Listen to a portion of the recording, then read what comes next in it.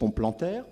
Vous voyez qu'elles sont plexiformes et vous voyez qu'elles sont reliées par des perforantes qui sont ici figurées en rouge à la saphène, à la veine marginale qui est en bleu en haut. Et ça, c'est fondamental. Vous voyez l'empreinte plantaire. Donc, on imagine bien que quand on appuie le pied sur le sol, on va vidanger la pompe du pied. C'est le début, le starter du retour veineux. C'est pas par le volume que ça compte, mais c'est par la qualité du retour veineux. Et deux choses, d'une part dans les veines tibiales postérieures, marquées avec la flèche, mais surtout, une chose qui est unique dans le membre inférieur, les perforantes du pied fonctionnent à l'envers, à savoir, elles sont activées par la systole plantaire et elles vidangent le sang des veines profondes vers le système saphénien. Ensuite, l'anatomie des perforantes. Il y a beaucoup de choses intéressantes à dire dans l'anatomie des perforantes. Eh bien, la première, c'est leur complexité, très supérieure à ce qu'on imagine, et deuxièmement, leur fixité. Alors cette image, qui est encore une image de dissection, il y aura très peu de 3D, parce que mes films en 3D sont très longs, et en 9 minutes, je n'aurai pas le temps de vous en montrer beaucoup. J'ai sélectionné l'anatomie. Vous voyez ici, ça c'est une image qui est très intéressante, c'est une image de dissection. Vous reconnaissez en haut les veines superficielles, la saphène, et vous voyez toutes ces veines marquées en rouge qui sont des perforantes de jambes. Le pied est à gauche, le mollet est en arrière et le genou est à droite. Eh bien, ce qui est intéressant, c'est de voir, je prends peut-être ma flèche si on peut, on ne verra pas beaucoup la flèche, toutes ces veines perforantes qui sont étagées dans la jambe forment un réseau complexe plexiforme qui réunissent les veines musculaires au système, le système profond, au système superficiel. Eh bien, ce que vous voyez ici, c'est que j'ai figuré ici en jaune ce qu'on appelle l'anastomose interperforante, c'est-à-dire que toutes ces perforantes, en fait, sont reliées entre elles par un système d'anastomose verticale, vous voyez, ici, là, en jaune, et ce qui explique que si vous traitez une des perforantes, par exemple parce qu'elle est incontinente, eh bien vous allez avoir immédiatement une récidive, car vous aurez, par ces anastomoses interperforantes et ces réseaux complexes, immédiatement la récidive. Vous voyez, encore plus gros. Ici, tout ça, c'est sous-facial, hein, ça paraît superficiel, c'est sous-facial. La veine bleue, c'est la veine superficielle. Les veines rouges sont les perforantes qui relient le système superficiel aux muscles, aux veines du solaire, qui sont en vert. Et vous voyez, donc, toutes ces veines sont reliées par des... Alors, quel est l'intérêt pour nous, pour les chirurgiens et pour les thérapeutes? C'est un intérêt majeur, parce que ça explique probablement le taux élevé de récidive après chirurgie des veines perforantes. Il y a un très bon article d'André Van Rij de Nouvelle-Zélande, qui a été publié dans JVS en 2006, qui montre c'est une équipe très, très compétente, qui cartographie bien les malades, qui est très méticuleuse. Ils ont 76% de récidive à 3 ans des perforantes traitées par abord et ligature. Donc c'est pour vous dire, le taux de succès est très faible. Et il est probable, je pense que ce que je vous ai montré comme anatomie est probablement l'explication de ces échecs, malgré un côté méticuleux du marquage.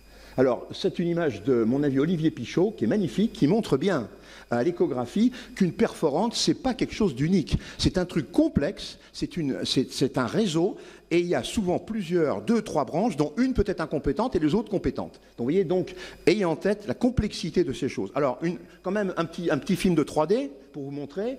Donc là, on va déshabiller la jambe. C'est un de mes patients vivants, évidemment. Vous voyez, donc, on est sur la jambe avec, en rétrotibial, les perforantes. Alors, on va enlever le muscle. Voilà. Là, vous voyez ici les 2 veines tibiales postérieures. Ici, c'est la perforante, vous voyez ici qui est là, qui est la perforante de coquette supérieure. Voilà. Ceci, c'est les paratibiales. Donc, voilà une perforante paratibiale. Vous voyez que là, il y a une perforante qui va dans une veine tibiale postérieure, mais il y en a d'autres à côté qui sont reliées. Vous voyez qu'on peut pratiquement faire de la dissection virtuelle sur patients vivants. Vous voyez, là encore, les veines tibiales postérieures, ce sont les paratibiales supérieures. Vous voyez encore la complexité de ces veines, il n'y a pas une seule veine. En général, il y a un amas de veines et les veines musculaires qui sont associées. Donc là, ce genre d'outil, en plus de l'écho-Doppler, donne bien la complexité, en fait, du réseau perforante. Alors, je vais terminer par la petite saphène. Pourquoi? Parce que la petite saphène a des rapports avec les nerfs qui sont particulièrement importants pour les thérapeutes que nous sommes. Et je voulais juste distinguer quelque chose de très important que vous connaissez sûrement, ce qui s'appelle le pédicule vasculonerveux sural. C'est-à-dire qu'il y a en fait un nerf qui est là, il y a une veine qui est là et une artère qui sont là, qui sont dans la vallée des jumeaux. Elles sont situées juste sous le compartiment de la petite saphène, entre les deux jumeaux. Alors, la veine, on l'appelle la veine intergémellaire ou veine du nerf sural. C'est pas dans la nomenclature, c'est comme ça que l'appelle mon maître Gillot. Et l'artère, c'est l'artère petite saphène. Alors, pourquoi c'est important? Parce que cette veine, elle peut être dilatée, elle peut être variqueuse. On peut être amené à la traiter ou à l'injecter. Et on imagine bien que, dans ce cas, vous comprenez le risque. Michel Chadec avait fait des papiers sur l'artère petite saphène et les risques de nécrose. Donc évidemment, plus que jamais dans ce cas-là, éco-contrôle systématique quand vous faites une injection dans cette zone-là. Deuxièmement, intérêt pour le chirurgien ou l'endothérapeute, parce que le nerf sural, vous voyez, qui est ici, colle à la petite saphène, il est contre la veine petite saphène, je vais en remontrer des images, et donc il faut être extrêmement prudent si on applique de la chaleur dans la petite saphène, car le nerf est vraiment contre la veine. Alors on va revenir avec des exemples plus pratiques. Voici une dissection anatomique, là encore, de la provenance que vous connaissez. La petite saphène est en violet, la veine du nerf sural est en bleu. En orange, c'est une des branches du nerf sural. Et vous voyez l'artère ici qui est là. Donc c'est ce que je vous ai montré, c'est une dissection réelle. Alors autre chose, pour vous convaincre encore plus de la proximité des nerfs par rapport à la terminaison de la petite saphène, vous voyez ici la veine petite saphène qui est là, qui devient sacros. Ceci est la veine poplitée. Ceci est le nerf tibial qui se divise dans ses branches, notamment le nerf, un des nerfs ici, qui cravate la crosse de la petite saphène, qui est le nerf du jumeau médial. Il est contre la petite saphène, contre la crosse. Il ne faut absolument jamais aller chauffer dans le voisinage de cette zone, car c'est extrêmement dangereux. Les nerfs sont tout proches et le risque, il est majeur. Alors, je conclurai en disant que dans notre pratique quotidienne, si nous sommes thérapeutes de la petite saphène, soit chirurgien, soit endothérapeute, il faut absolument cartographier les nerfs. Une fois qu'on a fait la veine, qu'on a étudié la veine, on fait une cartographie des nerfs systématiquement, et même pour les gens qui sclérosent. Pourquoi? Parce que l'endroit où vous allez piquer la veine, cathétériser la veine, aborder la veine d'une manière ou d'une autre, il faut savoir où est le nerf par rapport à ça. Et ça va vous aider, vous éviterez les zones dangereuses, et vous comprendrez mieux l'intérêt de la tumescence qui éloigne la veine du nerf. Alors, donc, j'ai fait largement mon temps.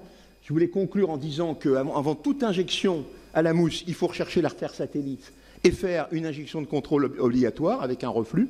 Et deuxièmement, dans la chirurgie, les procédures endoveineuses de la petite saphène, il est fondamental d'étudier les nerfs.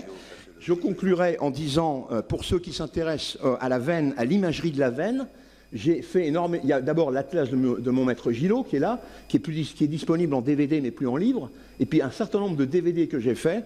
Et enfin, ceux qui sont vraiment motivés, je les invite à venir à ma masterclass, anatomymasterclass.com à Paris le 17 et le 18 juin, où on fait une journée dédiée à la veine, à l'anatomie de la veine, et un workshop avec la sonde en main pour apprendre l'anatomie veineuse et l'exploration des patients. Merci de votre attention.